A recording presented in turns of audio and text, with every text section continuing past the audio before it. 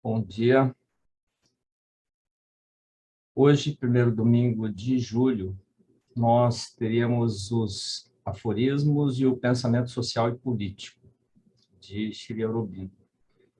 Uma questão logística, eu e o Ricardo invertemos os dias e hoje nós teremos a síntese do yoga e no próximo fim de semana os aforismos e o pensamento social e político.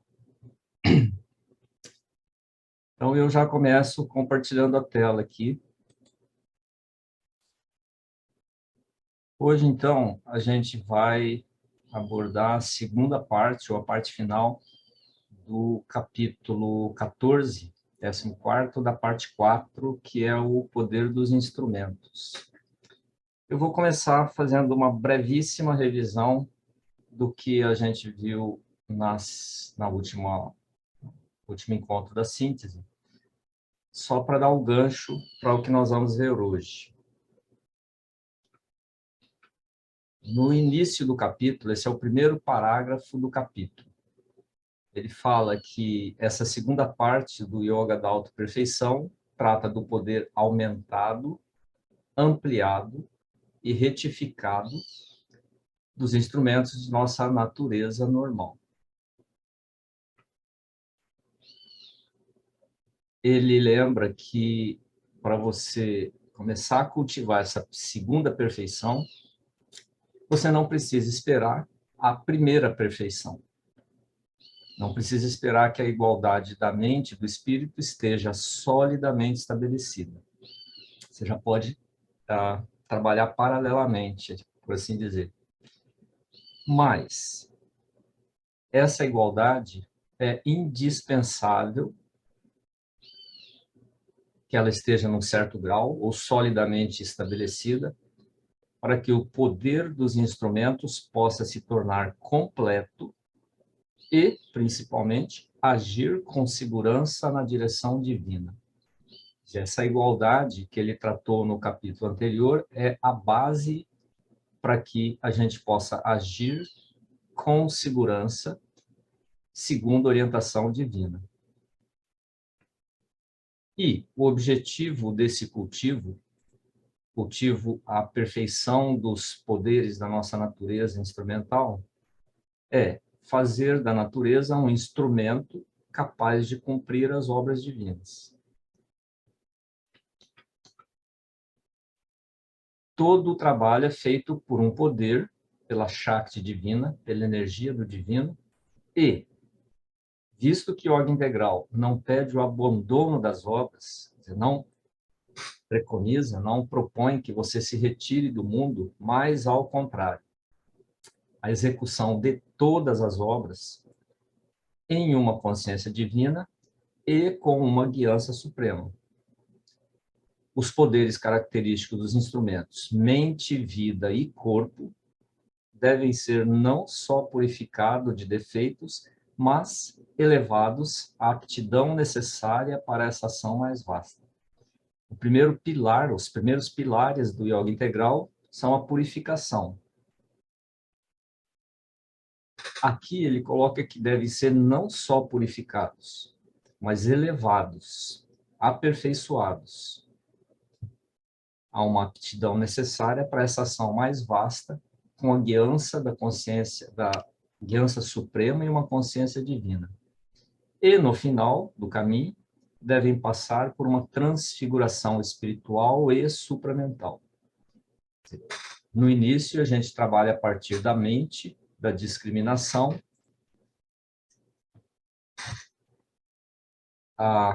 na sequência do caminho, uma transfiguração espiritual, quando a gente consegue alcançar essa consciência espiritual, e no final, uma transfiguração supramental, quando a consciência se eleva a esse nível supramental, ou esse nível supramental se fixa na consciência. E aí, terminando essa recordação, essa segunda parte da sadhana, ou sadhana, a primeira parte é a igualdade, ou disciplina da autoperfeição, compreende 4 elementos. O primeiro deles é a Shakti justa, quer dizer, a condição justa dos poderes da inteligência, do coração, da mente vital e do corpo. Quer dizer, a natureza instrumental a que ele se refere é o nosso corpo físico, nosso corpo vital, mente vital, nosso corpo emocional, o coração, e nossa inteligência, a buddhi, a discriminação. Então, esses 4 elementos devem ser não só purificados, mas intensificados, elevados e ampliados, como ele vai abordar agora na segunda parte do capítulo. E como a gente tem feito antes de começar, vou passar, né, alguns minutos, 2 minutos e meio, para ser mais preciso, uma música só para a gente agora deixar essa primeira parte assentar na memória, para a gente começar a segunda parte.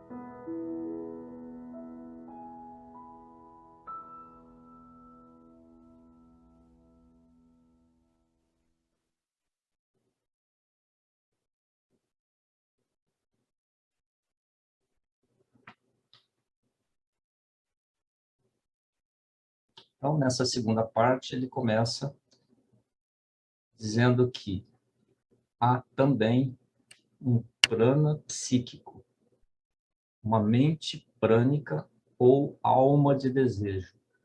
E esse também pede sua própria perfeição. Uma alma de desejo é uma prana, como ele já comentou na primeira parte, é a energia que forma todas as energias. Quer dizer, é uma energia básica que permeia desde o corpo físico até a mente e o espírito. É a força básica de tudo. Esse prana, quando se mescla com o psíquico, quando atravessa o psíquico, e esse prana, ele é como que conduzido pelos instrumentos mais baixos, pelo desejo, pelo sensorial, pelo físico, ele cria uma mente prânica ou uma alma de desejo. E aqui, Essa primeira necessidade é a plenitude da capacidade vital na mente. Quer dizer, a mente precisa da energia vital para funcionar. O poder de fazer seu trabalho completo. A mente numa atuação plena. De possuir todos os impulsos e todas as energias fornecidas à nossa vida psíquica interior, a fim de que se realizem nessa existência e de contê-los e ser um instrumento para aplicá-los com força, liberdade e perfeição. A mente aqui, ainda como um instrumento do espírito, essa mente precisa atuar aqui no plano físico, deve possuir, administrar todos os impulsos e todas as energias que chegam a nós, que atravessam essa mente, chegam na vida psíquica interior, a fim de que possa realizá-los. Aqui, adiantando um pouco, na proposta de Sri Aurobindo, essa alma de desejo não deve ser anulada, nem reprimida, nem nada, deve ser corrigida. Quer dizer, a mente deve tomar as rédeas, aqui usando o exemplo dos cavalos, né, da carruagem. Os cavalos são essa mente vital ou alma de desejo, e o condutor dos cavalos, a mente. Essa mente deve tomar as rédeas e conduzir os impulsos que vêm dessa alma de desejo, com força, liberdade e perfeição. Ser um instrumento para aplicá-los, com força, liberdade e perfeição. Muitas das qualidades que nós necessitamos para a nossa perfeição, quer dizer, a coragem, o poder vontade, força vontade, efetivo na vida, todos os elementos do que agora chamamos de força de caráter e força de personalidade dependem, em uma grande medida, da abundância desse prana psíquico, para ter uma mola e um vigor completo em sua ação dinâmica.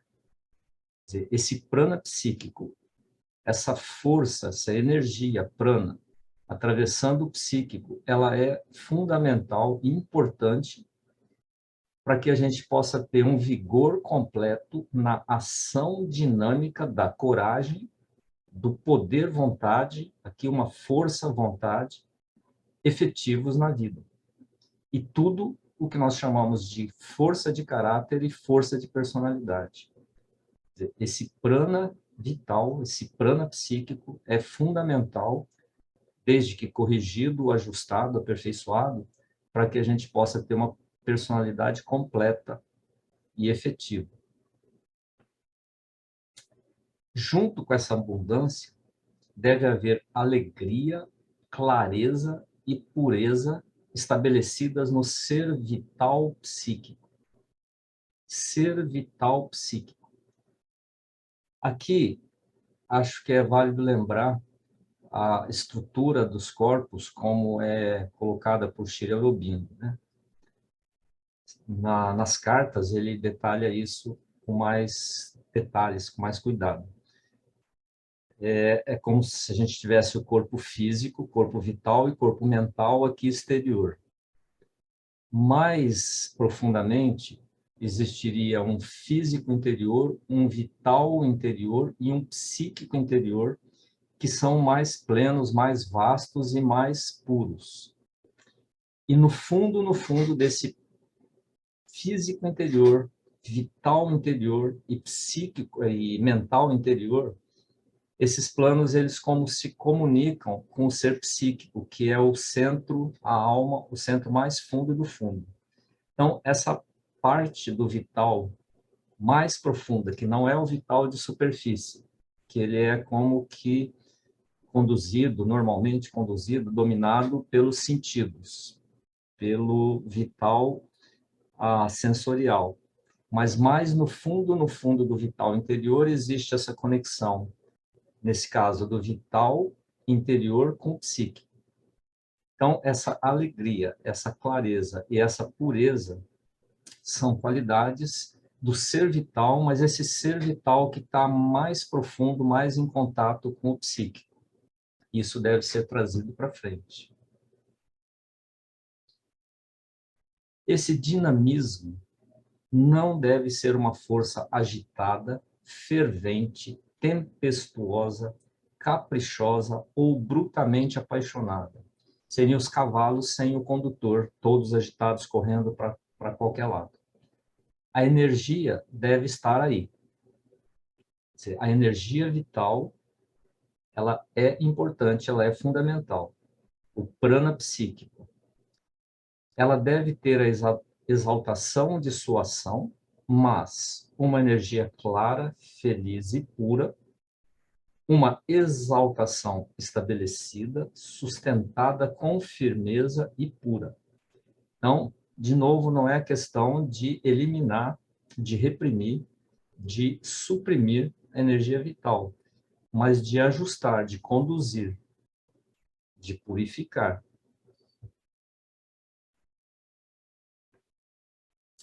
E, como terceira condição para a sua perfeição, o prana psíquico deve tomar posição em uma igualdade completa. Essa energia vital que permeia o psíquico nas camadas mais, digamos, superficiais ou exteriores do psíquico. Deve tomar uma posição e uma igualdade. De novo, a igualdade como a base de tudo, como uma coisa fundamental para a ação no mundo de uma forma correta. Sem essa igualdade, essa ação ela se torna, ou pode se tornar, uma coisa exaltada, uma coisa efervescente, uma coisa não harmônica, vamos dizer assim. A alma de desejo, quer dizer, é o psíquico permeado pelo prana de desejo, deve desembaraçar-se dos clamores, das insistências ou da inconstância de seus desejos, a fim de que eles possam ser satisfeitos com justiça, equilíbrio e da maneira correta. E, por fim, ela deve livrá-los por completo do seu caráter de desejo e mudá-los em impulsos da Ananda divina. Em algum outro lugar, da síntese mesmo, ele fala da importância de você distinguir entre o desejo, a vontade, o impulso para o desejo e a vontade de deleite da Ananda. Quer dizer, entre desejo e vontade de deleite, que é uma coisa muito sutil. Aqui, ele coloca que esses desejos não são também coisas a serem eliminadas, mas que eles possam ser satisfeitos da maneira correta, com justiça e equilíbrio. Esse caráter de desejo ele coloca como uma coisa que você tem uma ânsia de desejo, uma coisa que você quer que você acha que não tem. Então, isso é o caráter do desejo, do desejar. E mudá-los em impulso da Ananda divina, quer dizer, o deleite, o fruir do divino no mundo.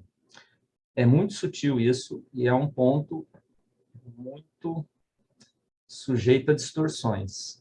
Quer dizer, no sentido de que tudo pode, então tudo é da lei, então entregue-se aos seus desejos. Não é o que ele está colocando aqui. Ele coloca que os desejos, essa alma de desejo deve desembaraçar-se dos clamores e das insistências de seus desejos, para que eles possam ser satisfeitos, com justiça, equilíbrio e da maneira correta, e livrá-los por completo do seu caráter de desejo, de uma ânsia vital de você querer ter uma coisa que você acha que não tem. E transformá-los, mudá-los em impulsos da Ananda divina, que, nessa visão, é quase com o próprio sentido da criação. O deleite do divino uno na multiplicidade. Para isso, essa alma de desejo, não deve ter demandas, nem buscar impor-se ao coração aqui entendido como o ser emocional, à mente ou ao espírito, mas aceitar com uma forte igualdade passiva e ativa todos os impulsos e todas as ordens, quaisquer que sejam, que lhes venham do espírito, através do canal de uma mente imóvel e de um coração puro. Quer dizer, esse ser, essa alma de desejo, permeada por esse prana psíquico, deve aceitar com essa igualdade passiva na recepção dos fenômenos e ativa na resposta que você dá aos impactos, a todos os impulsos e todas as ordens, quaisquer que sejam, que lhes venham do espírito, usando para isso o canal de uma mente imóvel, uma resposta de uma mente equânime, imóvel, e um coração puro, lembrando aqui que a purificação do ser emocional são as aversões, as atrações, isso lá no início da síntese ele aborda isso. As preferências, é um coração puro que responde de uma forma harmônica e correta. Deve aceitar também qualquer resultado do impulso. Quer dizer, pode ter uma fruição maior ou menor, plena ou nenhuma, que lhe é dada pelo mestre de nosso ser, sem ficar com isso frustrada, deprimida ou decepcionada. Quer dizer, o que vier é o que o mestre de nosso ser enviou para nós, independente da situação.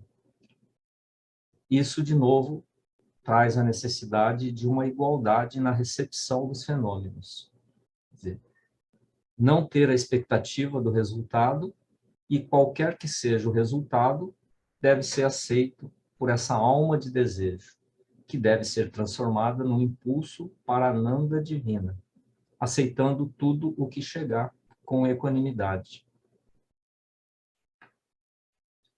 Ao mesmo tempo, a posse e a fruição são sua lei, sua função e sua utilidade. Não é uma coisa ilegítima, ilegal ou a ser eliminada do ser. Quer dizer, a alma de desejo, a lei, a função e a utilidade é a fruição do mundo, a fruição da existência. A alma de desejo não foi feita para ser destruída ou mortificada, insensibilizada em seu poder receptivo, triste, reprimida ou mutilada, tornada inerte ou ser anulada. Em outra parte da síntese, ele fala um pouco mais sobre essa questão de que é muito difícil você distinguir entre essa questão do desejo e da vontade prananda.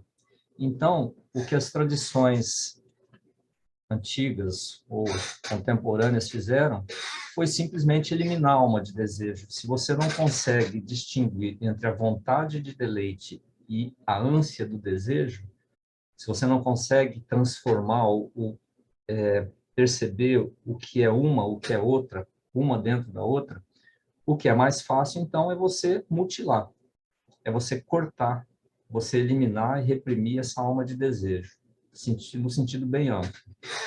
Aqui ele coloca com todas as letras que essa alma de desejo não foi feita para ser destruída ou mortificada, insensibilizada em seu poder receptivo, triste, reprimida ou mutilada, tornada inerte ou ser anulada. Ela deve ter um pleno poder de posse, um alegre poder de fruição, um exultante poder de paixão e de enlevo puros e divinos. Aí está a diferença. Não é entregar-se a todos os clamores do ser vital, do ser sensorial, mas distinguir dentro disso o que é legítimo, o que é correto, o que é puro, o que é divino. E essa é a parte difícil, né? Em geral, para as pessoas em geral. Mas essa é a proposta aqui. A alma de desejo deve ter um pleno poder de posse, um alegre poder de fruição, um exultante poder de paixão e de enlevo puros e divinos. A fruição que ela terá será, em essência, uma beatitude espiritual. Em algum outro lugar, ele fala dos prazeres estéticos, os prazeres mentais estéticos do ser. Mas uma beatitude que abarca e transforma a alegria mental, emocional, dinâmica, vital e física. Nada fica de fora. É em essência, uma beatitude espiritual. Mas essa beatitude espiritual que contém e abraça e transforma todos os planos, em todos os planos. Mental, emocional, dinâmica, vital e física. Nada fica de fora. Portanto, ela deve ter uma capacidade integral para possuir e fruir.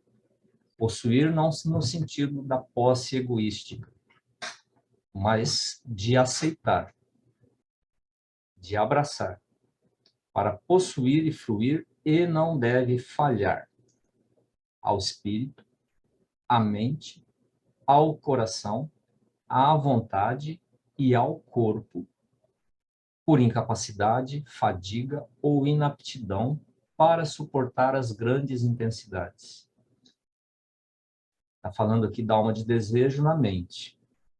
Quer dizer, essa mente deve ter essa capacidade integral de possuir e fruir e não deve falhar em nenhum dos planos, nem ao espírito, nem à mente, nem ao coração emocional, nem à vontade, nem ao corpo, por uma incapacidade, por uma fadiga, por uma inaptidão em suportar grandes intensidades de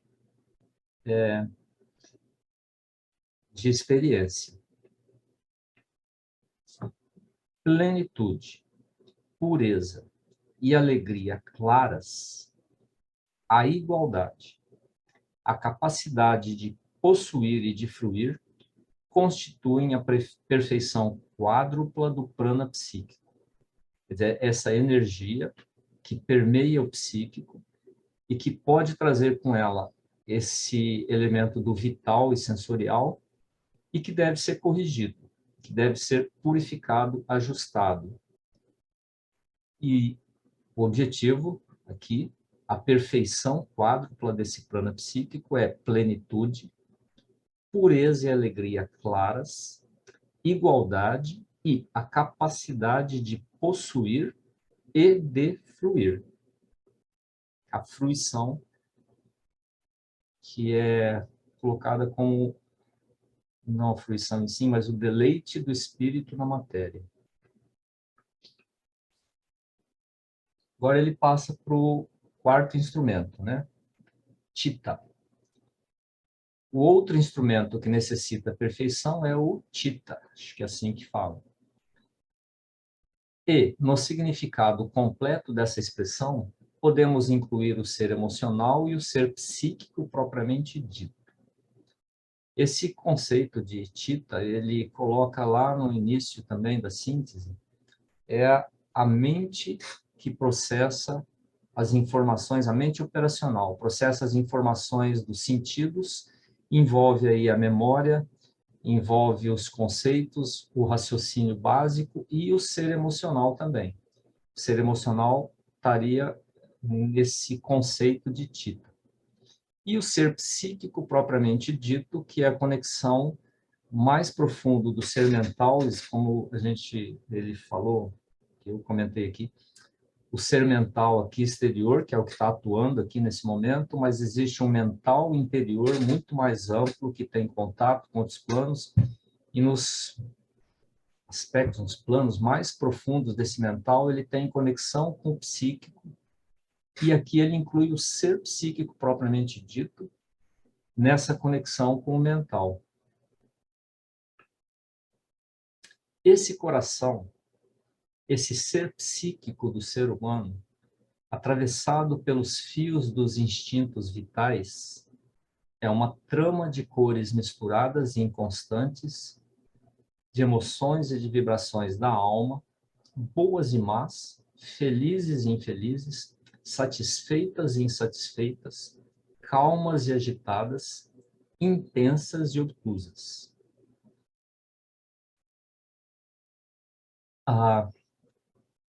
O ser emocional, como no parágrafo anterior ele coloca, podemos incluir o ser emocional e o ser psíquico propriamente dito. Esse coração do segundo parágrafo não é o ser emocional. É dito que nas tradições indianas que a alma, o ser psíquico, ele está atrás do coração emocional. E o modo mais direto de alcançar esse ser psíquico é através do coração emocional, do coração exterior. Então, esse coração, esse ser psíquico do ser humano, que é o coração interior, nos seus planos mais exteriores, ele é atravessado pelos fios dos instintos vitais. Nos planos mais interiores, ele teria conexão direta com o divino. Mas como que uma esfera que nos planos mais superficiais, ele é atravessado pelos fios dos instintos vitais. Então, ele se torna como que dominado pelas dualidades, pelas emoções e vibrações da alma. Essas cores misturadas e inconstantes, esse dinamismo de coisas boas e más, felizes e infelizes, satisfeitas e insatisfeitas, calmas e agitadas, intensas e obtusas. Aí, assim agitado e invadido, ele não conhece a paz real. É incapaz de uma perfeição estável de todos os seus poderes. O ser psíquico mais interior, mais íntimo, ele é puro, ele vê a verdade, ele está em contato direto com os planos mais elevados, mas conforme ele vai se, digamos assim, mesclando, emergindo com os planos mais exteriores, ele é invadido por esses fios dos instintos vitais. E aí, conforme ele vai chegando na superfície, vamos dizer assim, ele se torna agitado, invadido, não conhece a paz real e é incapaz de uma perfeição estável. Aí é o que chega na nossa mente de superfície, mente emocional.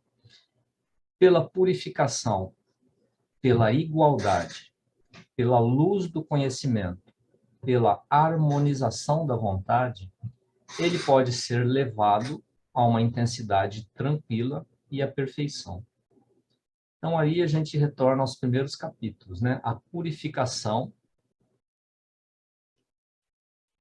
do controle das sugestões dos nossos planos mais interiores, no sentido de primeiros, né? O vital, o emocional.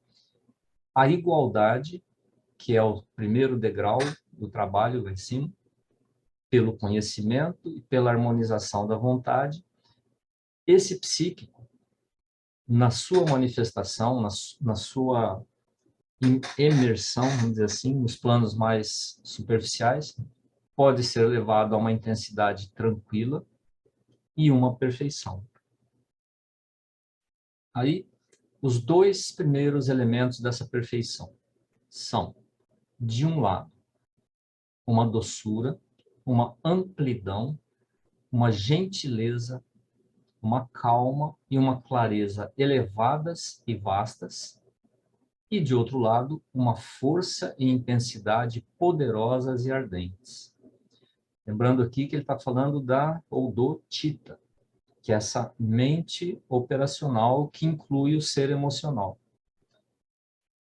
Incluindo aí também a mente interior e a mente mais interior, que tem a conexão com o psíquico. dois primeiros elementos, uma doçura, uma amplidão de mente, uma gentileza, uma calma e uma clareza elevadas e vastas, e, de outro lado, uma força e intensidade poderosas e ardentes. Na ação e no caráter divinos, assim como na ação e no caráter humanos comuns, no nosso plano, há sempre dois elementos, a doçura e a força, a gentileza e o poder. Sálmia e Haldra, acho que é isso. A força que persiste e harmoniza, a força que se impõe e compele. Vishnu, Krishna, Shiva e Rudra. Desculpem pela minha pronúncia, porque eu não sei sânscrito.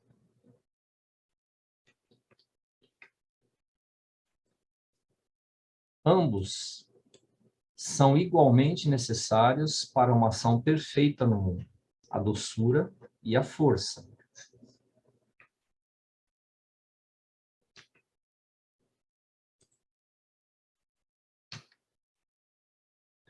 As distorções do poder de Rudra no coração, ser emocional, são as paixões tempestuosas, a cólera e a agressividade, a severidade, a dureza, a brutalidade, a crueldade, a ambição egoísta, o amor pela violência e dominação.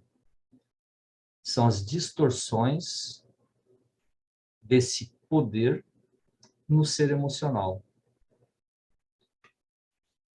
Essas e outras distorções humanas devem desaparecer pelo florescimento de um ser psíquico calmo, claro e doce. Quer dizer, pela expansão desse psíquico mais interior, mais íntimo.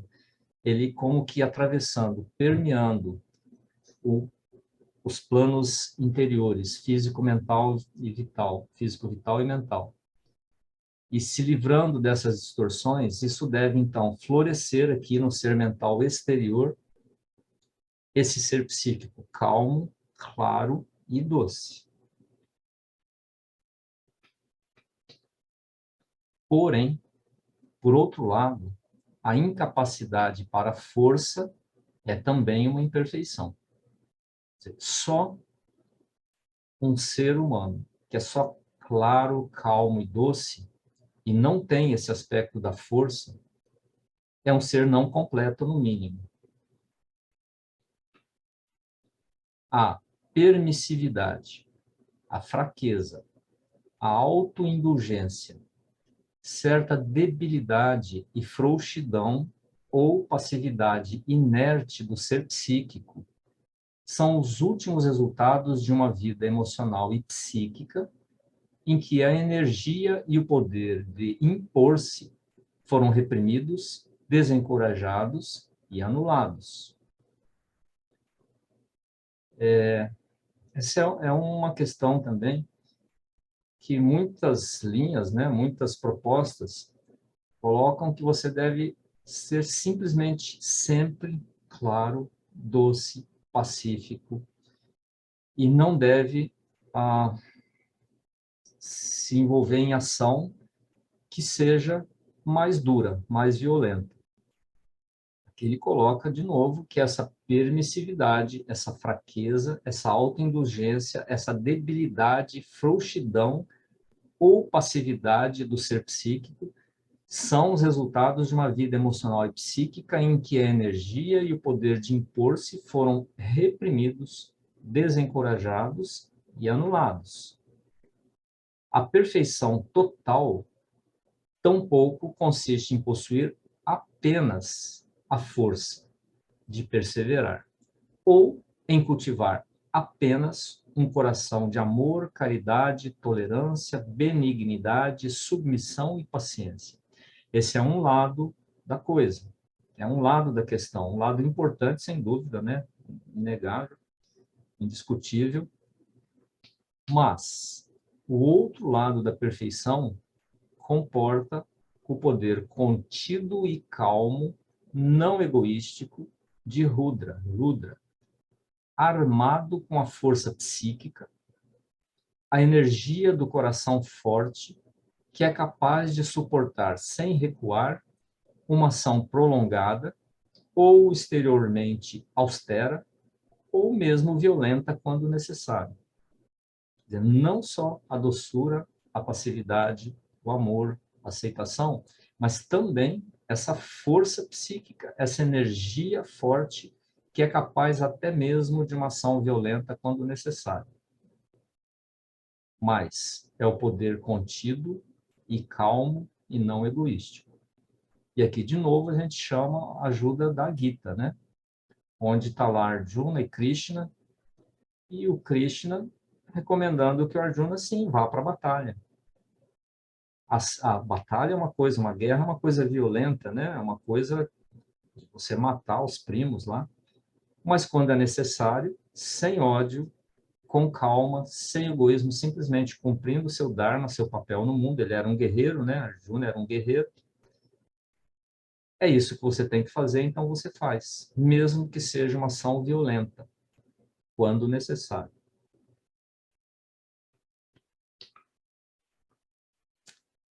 A luz sem limite de uma energia, de uma força e de um poder harmonizados com a doçura e a clareza do coração, capazes de serem unos na ação, o relâmpago de Indra, que tem origem na orbe de néctar dos raios lunares de Soma, é a perfeição dupla. Essa orbe de néctar dos raios lunares de Soma é uma imagem que eu não conheço, deve vir de algum outro texto. Orbe de néctar dos raios lunares de Soma. Mas que ele está colocando que é a doçura e a clareza do coração, mas também uma força e um poder. As duas coisas harmonizadas, capazes de serem unos na ação. Essa é a perfeição dupla. Não só doçura e clareza no coração, mas também uma força e um poder na ação. As duas coisas juntas e harmonizadas. É um dos ensinamentos da Gita. Esses dois aspectos, aí de novo, Saumitva Tejas, não sei pronunciar isso, devem basear sua presença e sua ação na igualdade firme do temperamento e da alma psíquica, liberados de toda grosseria, de todo excesso ou de todo defeito na luz do coração ou no poder do coração. Quer dizer, a doçura do coração e a força na ação. Tem sua base na igualdade firme do temperamento e da alma psíquica. Sem essa grosseria, sem o excesso e todo defeito, sem todo ou qualquer defeito na luz do coração ou no poder do coração. Agora ele vai falar de um outro elemento da perfeição. Um outro elemento necessário é a fé no coração. A crença no bem universal, uma vontade de agir para o bem universal, a abertura à Ananda universal. Esse é um aspecto que mais à frente ele vai dedicar um capítulo inteiro sobre a questão da fé, de Shraddha. Então, esse outro elemento necessário é essa fé, essa crença no bem universal, essa vontade de agir para o bem universal e uma abertura à Ananda universal. O ser psíquico puro é da essência de Ananda e vem da alma de deleite no universo. Aí é o mais profundo do ser psíquico, não aquelas camadas do ser psíquico que já estão atravessando o vital interior e alcançando o vital exterior ou a mente exterior, enfim, os planos mais exteriores. Seria o cerne do psíquico, que é da essência de Ananda e vem da alma de deleite no universo. Mas o coração superficial das emoções é subjugado pelas aparências contraditórias do mundo e sofre numerosas reações: tristeza, medo, depressão, paixão, alegrias parciais e efêmeras. Aí tem essa contraposição, né? O mais central, mais profundo em nós é da essência de Ananda. Mas aqui na superfície nós somos atacados por todas essas reações. A igualdade do coração é necessária para a perfeição, mas uma igualdade passiva não basta. Quer dizer, igualdade passiva é igualdade na recepção dos impactos do mundo, no ser emocional. Só isso não basta. Deve haver a percepção de um poder divino que trabalha para o bem por trás de todas as experiências. Uma fé e uma vontade que podem mudar em néctar os venenos do mundo e ver a intenção espiritual mais feliz por trás da adversidade. O mistério do amor por trás do sofrimento. A flor da força e da alegria divinas na semente da dor. Essa é uma parte difícil. A gente aceitar e perceber que por detrás de todas as experiências, de todas as aparências, existe uma intenção divina, uma força divina trabalhando e que trabalha para o bem.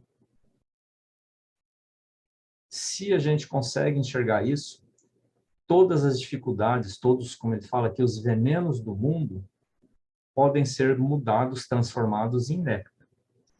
Se a gente consegue enxergar essa intenção espiritual mais feliz por trás da adversidade, quer dizer, o mistério do amor por trás do sofrimento, a flor da força e da alegria divinas na semente da dor. Para a mente normal, natural, isso é como que impossível, né? Como a gente pode olhar o mundo como ele é e ver por detrás de tanta tragédia, de tanta maldade, de tanta coisa, esse divino que está trabalhando por trás de todas as experiências em busca de algo maior, digamos assim. É muito difícil. Daí vem a fé. Essa fé, de novo, né, Kalyana Shraddha, ela é necessária para que o coração e todo o ser psíquico manifestado possam responder à Ananda divina secreta e se tornar a essência original verdadeira. E nós temos que ter, aqui ele coloca que nós temos que ter essa fé de que há uma força, um poder divino trabalhando para o bem. Aqui também aquele típico parágrafo que, se você tira do contexto e apresenta ele sozinho, dá a impressão que então você deve ser passivo diante de todas as experiências, porque tudo é a vontade divina trabalhando para um bem maior. Ele não é isso que ele coloca. Ele coloca que interiormente você deve ter essa fé de que isso está acontecendo, mas ao mesmo tempo não deixar de reagir. Daí, com a força, com a sua clareza possível, né? Como o Krishna fala para Arjuna, vendo claramente a verdade, tendo igualdade e vendo claramente a verdade, lute.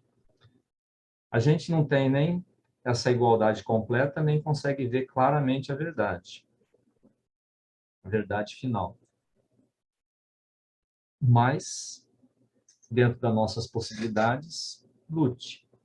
E aqui, com essa visão de que por detrás de tudo tem alguma coisa trabalhando para um bem maior. Só tomando cuidado, então, de que isso não é uma proposta que você seja passivo diante de tudo o que acontece, mas enxergar por detrás de tudo que há uma ordem, há uma intenção divina por detrás de tudo que está acontecendo, mesmo que a gente não possa compreender com nossa mente de superfície no momento. Essa fé e essa vontade devem ser acompanhadas de uma capacidade para amar, devem abrir-se a um amor sem limites, vasto e intenso, cuja razão de ser principal do coração, sua verdadeira função, é amar. Aqui, quando se fala do coração como ser psíquico, eu acho que não há dúvida. Não saberia dizer se ele está falando também desse coração como ser emocional. Muito possivelmente, porque senão ele usaria aí o termo psíquico, né? Então, a função principal do coração, sua verdadeira função, é amar. Eu entendo que ele está falando do ser emocional aqui também. Porque se não fosse, ele colocaria explicitamente do ser psíquico. Mas eu não posso afirmar isso. Ele é um instrumento predestinado de nossa união e de nossa unidade completas. Quer dizer, o coração, esse ser emocional purificado, corrigido, elevado, pleno de amor, quer dizer, abrir-se a um amor sem limites, vasto e extenso. Esse nosso coração é o instrumento predestinado de nossa união, de nossa unidade com tudo, nossa unidade completas. Ver a unidade no mundo pela compreensão não basta, a menos que sintamos também com o coração e no ser psíquico. Aqui já é bem mais claro. Aqui ele está falando as duas coisas, o coração emocional e o ser psíquico mais profundo. Isso significa um deleite no uno, em todas as existências do mundo, nele. Um amor por Deus e por todos os seres. Aqui ele fala do amor sem objeto, simplesmente o estado amoroso, com tudo e com todos. Não é amor a alguma coisa, não é um amor ao mundo, mas é simplesmente essa vibração de amor que abraça tudo. Quer dizer, ver a unidade no mundo pela compreensão não basta, a menos que sintamos também com o coração e no ser psíquico. E isso significa um deleite no um e em todas as existências do mundo, nele. Um amor por Deus e por todos os seres. Um estado amoroso que abraça tudo. E tudo mesmo. A fé do coração e a vontade de agir para o bem são fundadas na percepção do divino imanente, único em todas as coisas, que conduz o mundo. É aquela ideia de que o divino é tudo, o divino não só está em tudo, mas o divino é tudo. É o divino na manifestação. A manifestação é a corporificação dessa coisa que a gente chama de divino. E ele é uno e único em todas as coisas, e isso está conduzindo a evolução do mundo. Essa fé do coração e essa vontade de agir para o bem, a base de tudo isso é essa percepção, essa não só compreensão mental, mas essa percepção de que o divino é tudo. Ele é único em todas as coisas, ele está conduzindo a evolução. O amor universal deve fundamentar-se, basear-se na visão do coração e na percepção psíquica e emocional do divino único, do self único em todas as existências. Essa é uma afirmação, assim, para mim, pelo menos, muito forte, muito significativa, no sentido de que esse amor universal, a base deles é você perceber que a árvore, a formiga, o escorpião, o carinha lá que parece mal, é o mesmo divino em todas as existências. Distorcido, né, confuso, como que envolvido por camadas e camadas de ignorância, mas, no fundo, é o único self em todas as existências, incluindo floresta amazônica, incluindo o cachorro de rua, incluindo tudo. É o mesmo divino que está em tudo. Pernilongo. Esses 4 elementos formarão, então, uma unidade e até mesmo o poder de Rudra, que conduz a batalha pela justiça e pelo bem, procederá de um poder de amor universal. Aqui eu penso na guerra, né? Esse poder de Rudra, que conduz a batalha pela justiça e pelo bem, é aquela velha história da briga pelo bem e pelo mal, né? Da luta pelo bem e pelo mal. Tendo igualdade e vendo a verdade, lute, sem ódio, sem ira. Isso procederá de um poder de amor universal. Mesmo uma ação violenta, exteriormente violenta, deveria proceder de um poder de amor universal. Essa é a perfeição do coração mais alta e mais característica. Prema Samarthya. Perfeição da Chitta, né? A mente que inclui o ser emocional e aqui especificamente o ser emocional. E aí, o último instrumento, por assim dizer, que já está desenvolvido na raça humana. A última perfeição é da inteligência e da mente pensante buddhi, da discriminação. É onde está o assento do julgamento, não no sentido, né? Do julgamento no sentido da discriminação, da percepção, da clareza de visão. Mente pensante aqui não é essa mente que processa as informações dos sentidos. Seria a mente filosófica, né? A mente abstrata, não a mente que trata aqui da nossa vida no mundo, a mente pragmática, vamos dizer assim. A primeira necessidade é a clareza e a pureza da inteligência, da discriminação, do inteligir, do entender, compreender, buddhi. Ela deve ser liberada das reivindicações do ser vital. Isso ele já tratou lá na purificação. O primeiro degrau, o primeiro passo do yoga integral é liberar, é começar esse processo de libertação da buddhi, dos clamores do ser vital. Então, primeiro passo, ela deve ser liberada das reivindicações do ser vital que busca impor os desejos da mente em lugar da verdade. Quer dizer, o ser vital invade a mente e como que manipula a buddhi, a discriminação. Impõe nela os desejos em lugar de uma verdade. Quer dizer, você enxerga aquilo que o seu ser vital, o seu ser emocional quer enxergar, não aquilo que é realmente. Ser liberada das reivindicações agitadas do ser emocional é o outro aspecto. As suas emoções controlando a sua discriminação, controlando a sua compreensão de mundo. Quer dizer, aquilo que você gosta, aquilo que você não gosta, torcendo a verdade real das coisas.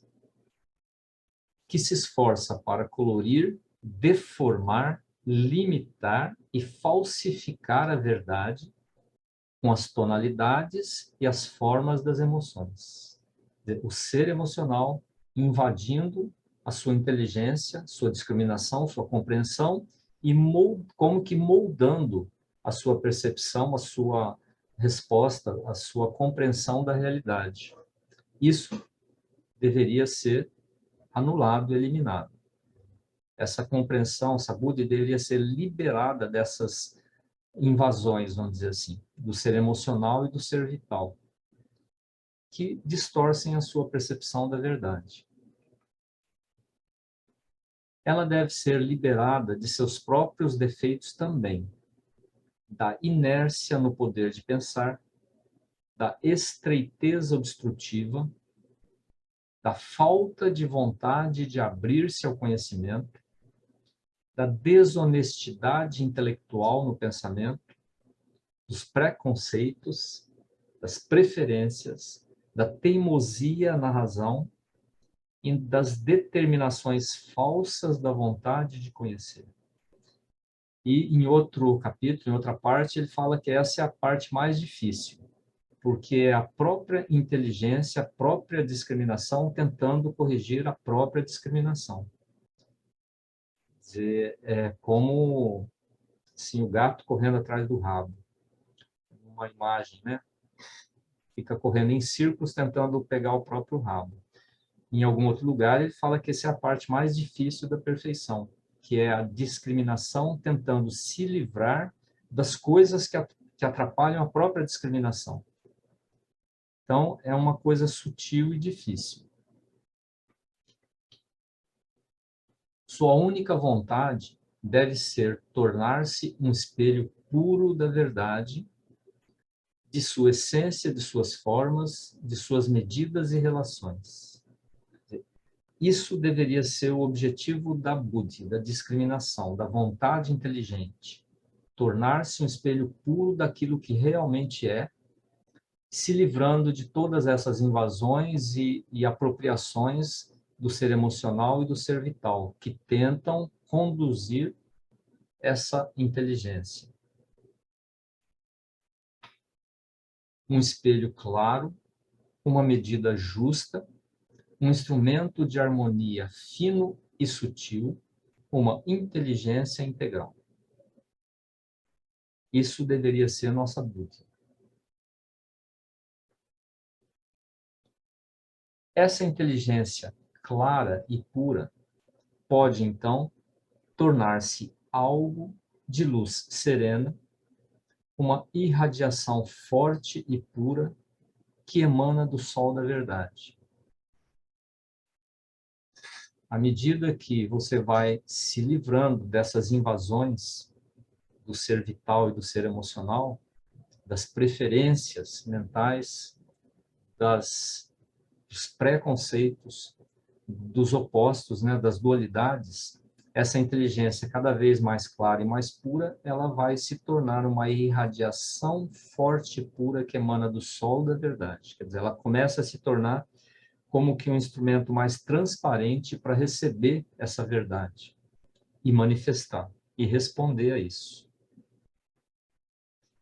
Mas ela tampouco pode tornar-se apenas uma concentração de luz branca e seca, mas deve ser capaz de toda a variedade de compreensão, tornar-se flexível, rica, maleável, brilhante com toda a chama da verdade e variada com todas as suas cores na manifestação, aberta a todas as suas formas. Eu entendo que aqui ele fala do intelectual puro, onde a mente intelectual, a inteligência, ela se torna dominante e a pessoa se torna seca. Ela se torna como que artificial, estéril, onde não há essa, digamos, essa emanação de amor, essa presença do psíquico, que é da natureza do amor, da compreensão, da aceitação. Então, torna-se aquele intelectual que ele é árido. E se não é purificado, ele é tendencioso, ele não é flexível, ele é rígido mentalmente, assim, no plano mental. Então, não consegue manifestar todas as possibilidades dessa verdade. Ele é como que, né, nos termos comuns, ele é bitolado. Ele é focado, mas focado não no sentido positivo, ele é fechado. É o intelectual, é a mente de uma compreensão limitada. Então, não pode tornar-se apenas uma concentração de luz branca e seca. Tem a integração com os outros planos, o emocional, o vital e mesmo o físico.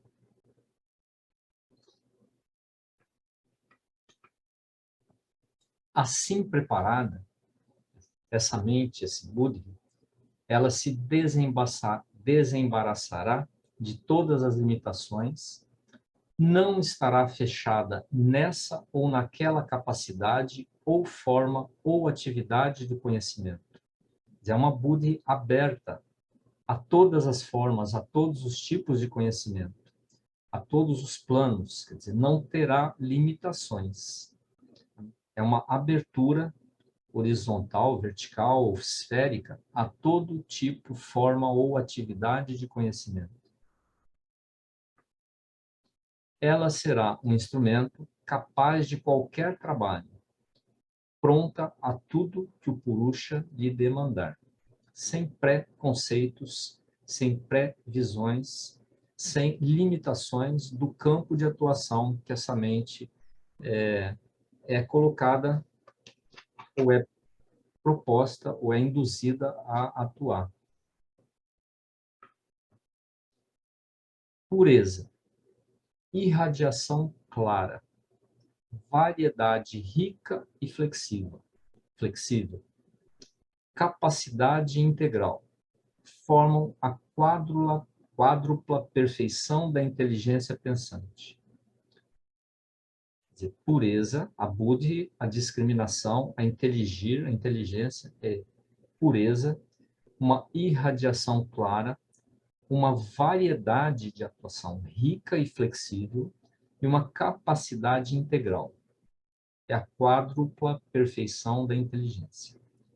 É Vishuddhi, Prakasa, aí eu não vou nem ler. Realmente não sei ler isso.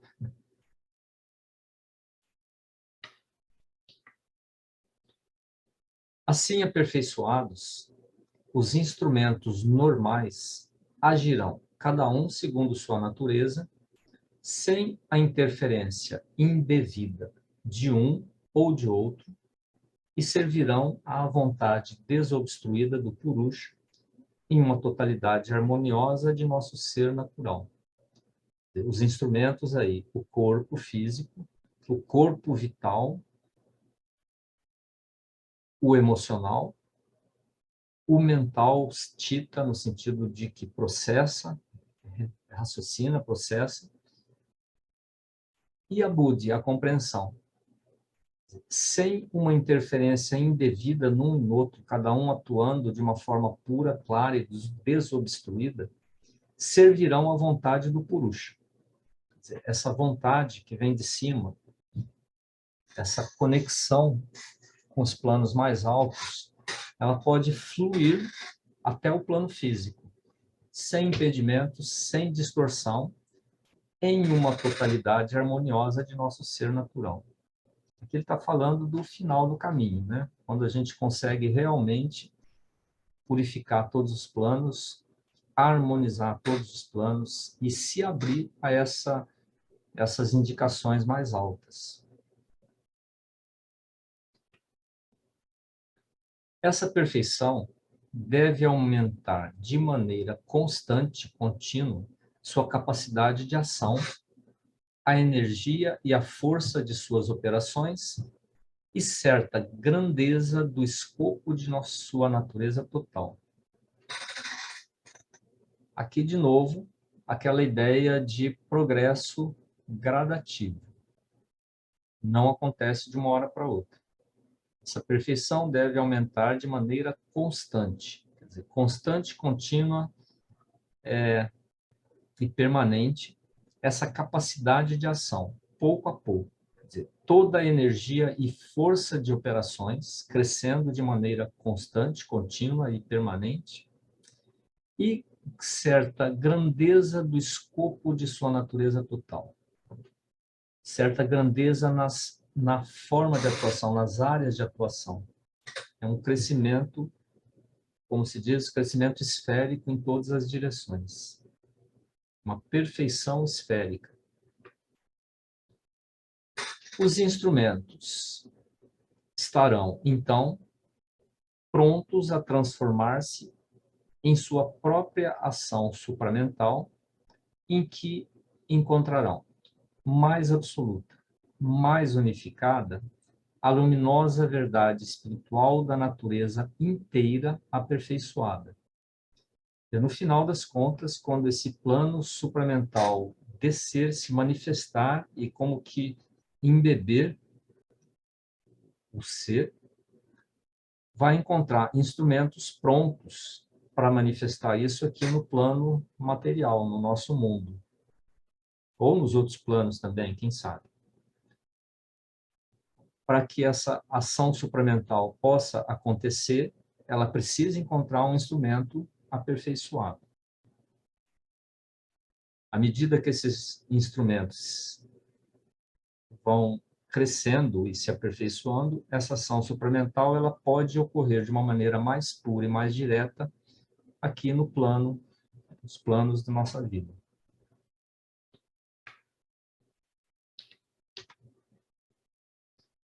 Examinaremos mais tarde os meios para alcançar essa perfeição dos instrumentos. E aqui vem a má notícia. Em uma carta, Sri Aurobindo fala que ele pretendia continuar escrevendo a síntese, continuar escrevendo mais alguns capítulos, onde ele tentaria delinear um método mesmo, para que isso pudesse acontecer. Mas ele fala que esses capítulos nunca foram escritos. Então, a síntese do yoga termina sem que haja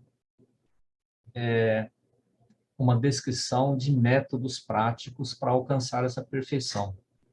Daí o yoga integral ficou uma coisa aberta. Quer dizer, tem todos os conceitos, todas as diretrizes, alguns processos, né? Em alguns momentos ele fala de algumas formas, mas esses capítulos onde ele proporia um método prático para que isso pudesse ser alcançado, esses capítulos, nas palavras dele, nunca foram escritos, infelizmente. Não sei se infelizmente ou felizmente. Ele preferiu se dedicar a trazer para o mundo aqui, para o plano material, essa energia supramental, no sentido de que isso facilitaria para toda a espécie humana alcançar isso. Quer dizer, ele fez um trabalho que, claro, na percepção dele era mais importante, que era como que abrir o caminho, abrir assim, como que uma trilha para que essa energia supramental pudesse se manifestar mais facilmente aqui, ou mais prontamente, ou mais intensamente aqui no plano da Terra, e isso pudesse beneficiar todos de uma maneira assim, como diria, uma maneira mais ampla ou mais intensa. A mãe continuou esse trabalho, mas esses métodos ele não escreveu. Pelo momento, será suficiente dizer que as condições principais são a vontade, a autoobservação, o autoconhecimento e a prática constante de modificação e transformação de si. Então, pelo menos uma dica ele deixou aqui. A vontade como a força principal em todo e qualquer tipo de yoga, de qualquer tipo de ação, essa força que a gente chama de vontade, a autoobservação, autoestudo, autoanálise, autoconhecimento e uma prática constante buscando implementar esses princípios que ele coloca aqui, essas diretrizes de modificação e transformação de si. O Purusha tem essa capacidade, pois o espírito dentro pode sempre mudar e aperfeiçoar as operações de sua natureza. Mas o ser mental deve abrir o caminho. Claro, a maioria da humanidade vive nesse ser mental e na Buddha. O ser mental deve abrir o caminho para uma introspecção clara e vigilante, abrir-se a uma busca e a um autoconhecimento sutil que lhe dará a compreensão e a mestria crescentes de seus instrumentos naturais e uma vontade insistente e obstinada para corrigir-se e transformar-se. Aqui mais uma diretriz, mais uma dica. O ser mental deve abrir o caminho. Óbvio que a gente vive, a maioria da humanidade vive no mental. Mesmo aqueles que vivem mais focados no vital, têm um ser mental.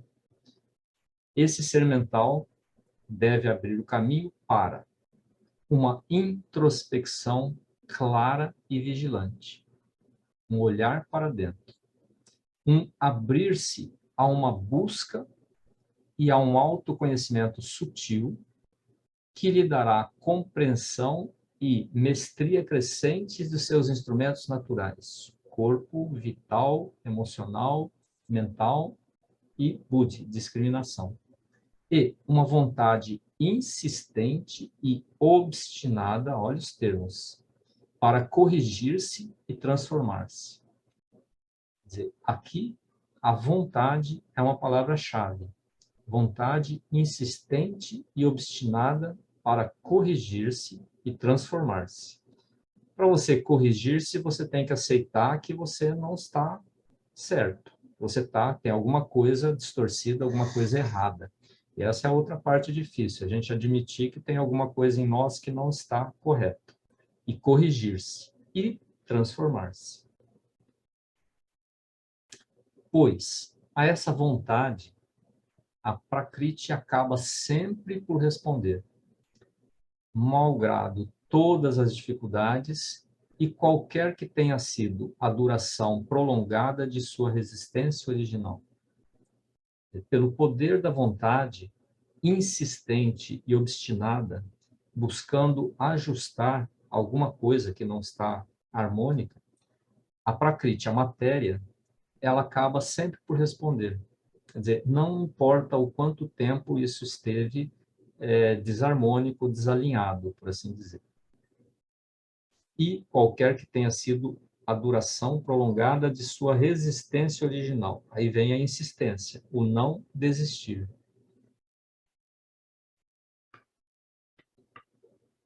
E, por fim, por uma prática incansável que rejeitará sem interrupção todos os defeitos e todas as distorções e os substituirá pelo estado correto e por um modo de funcionar justo e intensificado.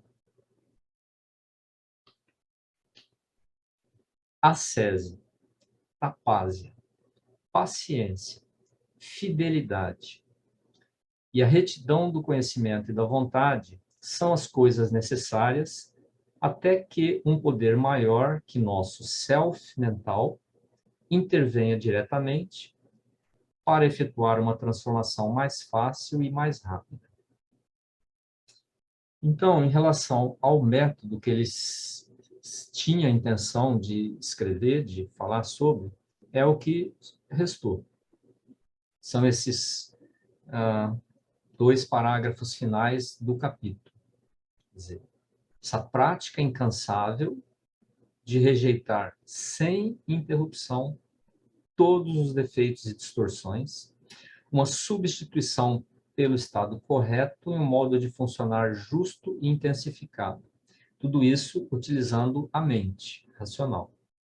E aí, ascese no sentido de uma prática constante, tapase no sentido de um esforço, uma paciência, porque isso não acontece de uma hora para outra, uma fidelidade aos seus propósitos, a retidão do conhecimento e da vontade é o que é necessário, enquanto a gente é conduzido pelo nosso mental. Até que, como ele coloca, em um determinado ponto, algum poder maior começa a agir diretamente.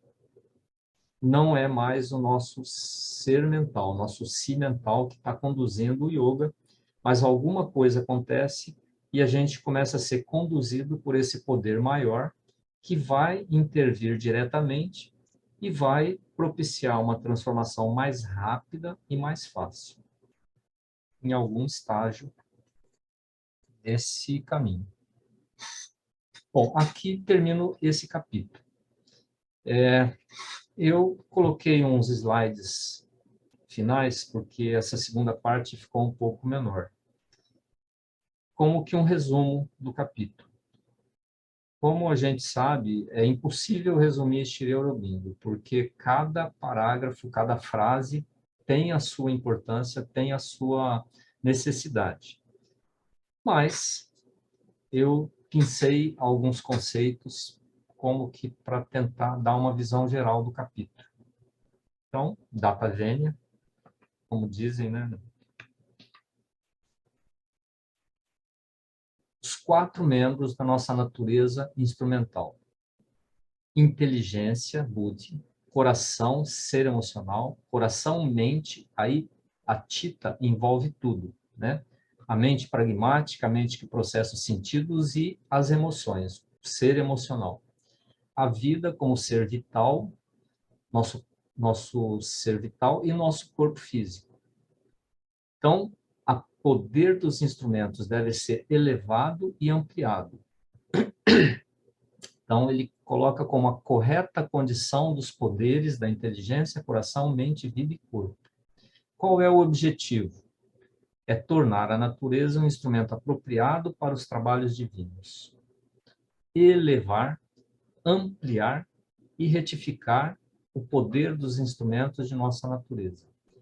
Quer dizer, todos os aspectos da nossa vida, e aqui envolve o conhecimento, cultura, vida cultural, o aperfeiçoamento dos sentidos, a ampliação dos sentidos, a elevação, o nosso próprio corpo, né? A força física mesmo, força, como ele falou no capítulo, não é a questão de uma força física, mas uma energia vital incansável. Elevados, ampliados e retificados. Todos esses 4 planos, inteligência, coração, mente, vida e corpo.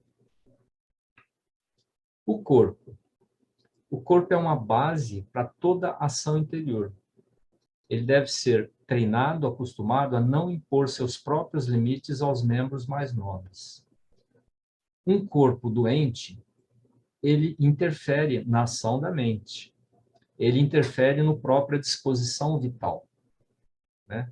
Uma pessoa que pegou Covid fica lá na cama derrubada, não tem força para, às vezes, nem andar, nem fazer qualquer ação. A própria mente fica fragilizada, limitada numa situação dessa. A própria mente com depressão não consegue pensar direito, percebe o mundo de uma forma distorcida. Então, o corpo é uma base para essa ação interior também, não só exterior.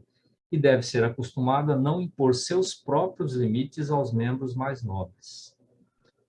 O controle do corpo e vida, energia vital, pela mente e seu pensamento e vontade, é o primeiro passo em direção a essa mudança. Quer dizer, sua mente, sua buddhi, mente pragmática e o pensamento e vontade, Chitta e Buddhi, deve controlar o corpo e energia vital, deve conduzir. E depois, em estágios mais elevados, a mente deve dar lugar ao espírito e à força espiritual. Em estágios mais elevados, a própria supramente, que aí conduz toda a ação no mundo. O corpo deve ser capaz de ser preenchido e utilizado por qualquer intensidade de mente superior ou espiritual ou força vital, sem ter qualquer parte do instrumento mecânico agitada, derrubada, quebrada ou danificada pelo influxo ou pressão. Quer dizer, um corpo não necessariamente musculoso, mas que pode conter uma energia vital mesmo, ou espiritual, sem ser abalado. O vital. A energia vital será de um ilimitável poder vital ou força prânica, e sustentando e utilizando essa energia prânica, um poder-vontade superior. Quer dizer, não é a questão do cavalo conduzido pelo cocheiro. Não é só você ter cavalos assim, super velozes, maravilhosos e destrambelhados. Precisa ter um poder, vontade superior que conduz isso. No yoga integral, essa energia é comandada, primeiro, por uma vontade na mente, amplamente abrindo a si própria e potentemente chamando para dentro a Shakti prânica universal. Ele fala que os exercícios de yoga, né, particularmente pranayama, são os métodos comuns de se aumentar essa energia vital. E que isso, em etapas do caminho, é necessário. Mas que o yogi, a pessoa que segue o caminho do yoga integral, deve buscar essa vontade na mente, como aqueles que curam doenças pelo poder do espírito. Eu lembro que quando uma pessoa fica furiosa, parece que a energia dela cresce. Do nada, a pessoa fica um Hulk, uma coisa assim. Por quê? É alguma coisa que toma essa pessoa e ela cria uma energia que num estado, no outro estado, ela não tem. Não é o caso aqui. Aqui é o caso da vontade na mente chamando harmonicamente, calmamente essa energia para dentro, para que esse corpo, essa energia vital, seja assim plena, inesgotável. Depois, pela vontade na mente, abrindo a si própria ao espírito e ao seu poder, chamando para dentro uma força prânica supramental, estágios mais avançados. E, finalmente, pela vontade supramental mais alta do espírito, entrando e tomando diretamente a tarefa do aperfeiçoamento do corpo. 3 etapas, 3 estágios. A gente inicia pela vontade na mente, buscando absorver essa Shakti prânica universal.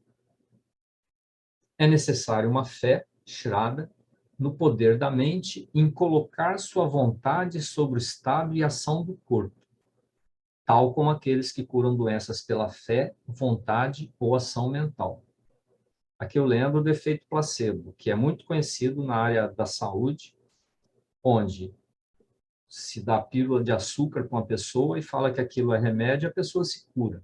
É a fé em que aquele comprimido vai ter um efeito e aquele comprimido tem efeito. Isso é estudado e é considerado em qualquer estudo sério que envolva efeito placebo.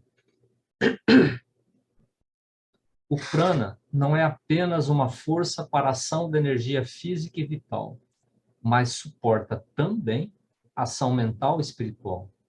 Então, não é só para que o seu corpo tenha uma capacidade de ação ilimitada, mas também sua mente e sua ação espiritual dependem desse prana. E, nos estágios mais avançados, o domínio do prana deve ser pela vontade e nunca depender de exercícios físicos ou respiratórios. E aqui o cuidado de não tirar o parágrafo do contexto. Ele fala que não deverá ser, não deve depender, mas não no início. No início a gente pode depender de exercícios físicos, de trabalho no corpo, de exercícios respiratórios, para quem trabalha isso, mas que no final nunca deve depender de exercício físico ou respiratório, essa capacidade de energia no corpo. É também necessário a plenitude da capacidade vital na mente, equilibrada em uma completa igualdade, clareza e pureza. Essa energia vital, ela serve também para a mente, para o pensamento. Um pensamento claro, aí, de uma forma clara, com igualdade, clareza e pureza, porque senão desequilibra a mente, né? Um excesso de energia vital na mente torna a mente confusa também. Aí tem que tomar o cuidado. A própria mente, Chitta, inclui o ser emocional, inclui todo o raciocínio prático, pragmático, de processamento dos sentidos e reação ao que é trazido à mente pelos sentidos. Essa é a Chitta. Deve ser levado a uma tranquila intensidade e perfeição através de purificação, do desejo e ego, de igualdade, de luz do conhecimento e harmonização da vontade. Qual é o resultado? Uma doçura, uma abertura, uma grandiosidade, uma calma, uma clareza e e uma vigorosa e ardente força e intensidade, que é uma tradução quase literal.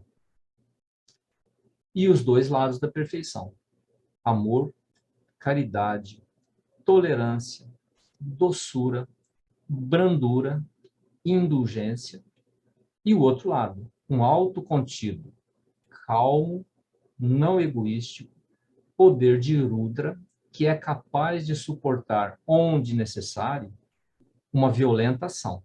Porque incapacidade de força é também uma imperfeição. Não só doçura, amor e caridade, mas, quando necessário, proceder a uma ação que até pode ser violenta quando necessário, mas sempre com calma, com amor, com uma vontade para o bem universal, como Krishna e Arjuna na batalha lá, Kurukshetra. E, finalmente, a inteligência e mente pensante, Buddhi. Primeiro, liberada dos clamores do ser vital, o desejo, que é a principal influência na Buddhi, que conduz o nosso pensamento, conduz as nossas conclusões, conduz as nossas decisões.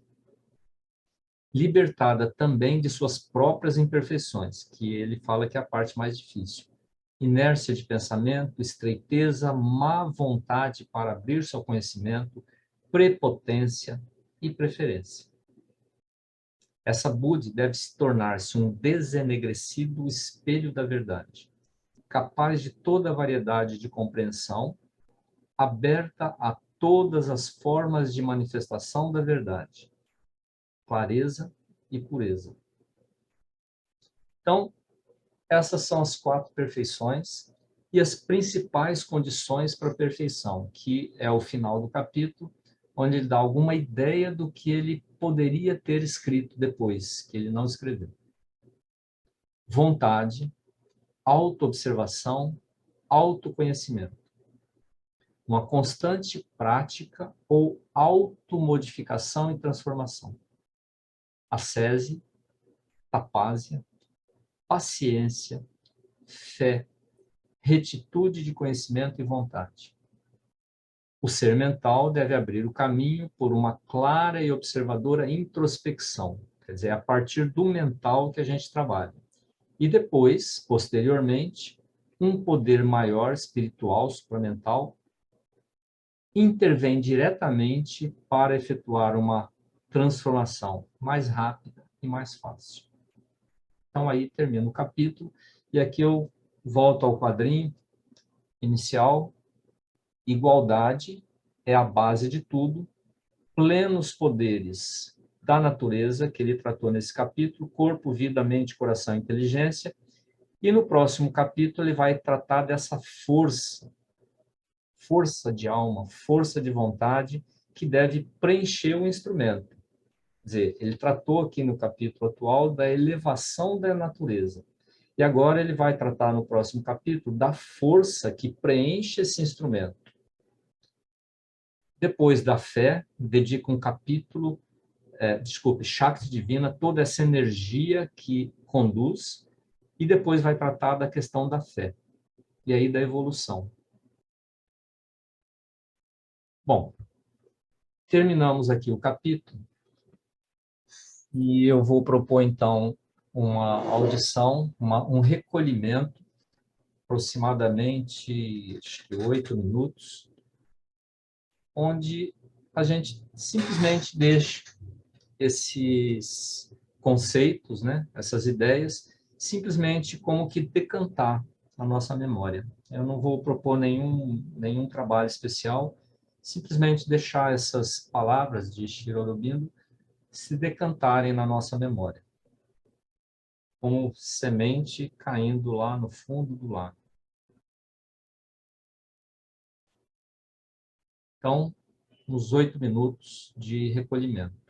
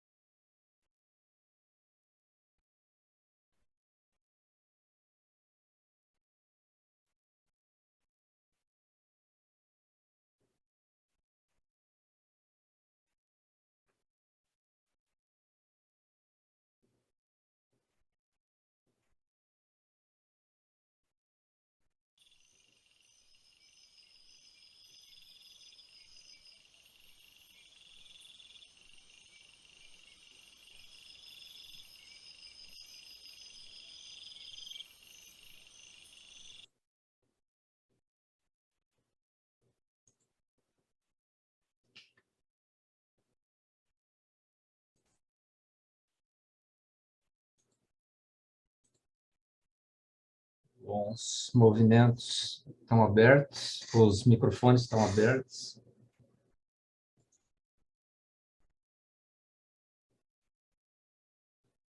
Respondendo ao Marcos, não, essa compositor não é Liggett. São dois compositores americanos contemporâneos, Steve Roach e Vidna Obmana. Eu não sei se é assim que pronuncia.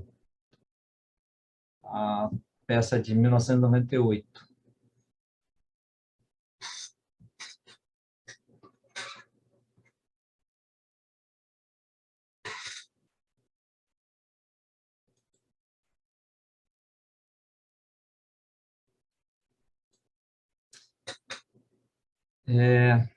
O Silvio, a SESI aqui no caso, o esforço não no sentido de ser ascético, que Shri Aurobindo não defende o ascetismo, nesse sentido que ele tem, popularmente, vamos dizer, mas no sentido de um esforço concentrado, Tapásia também no esforço de você alcançar essas, como ele falou nesses últimos parágrafos, né? Esse esforço incansável, assim, ininterrupto de autoestudo, de autoobservação, de automodificação. Tapásia também no sentido de trabalho com você mesmo. Ele também não defende mortificação. Lembrando da sua pergunta da última vez, né? Eu não sei se minha memória vai me trair, mas ele fala que, não sei se é ele que fala, mas eu diria, essas práticas de autoflagelação, por exemplo, né? Tem algumas linhas cristãs que o cara até se prega na cruz, né? Na Páscoa, com prego mesmo, de verdade. Os outros que em procissões ficam se autoflagelando, são práticas que Sri Aurobindo, eu não sei se ele condena, mas com certeza ele não recomenda. Automortificação nesse sentido, assim. Tapásia no sentido de privação de coisas. Fala que como é que é? Não é num corpo mortificado, crucificado, mas um corpo glorificado que ele propõe.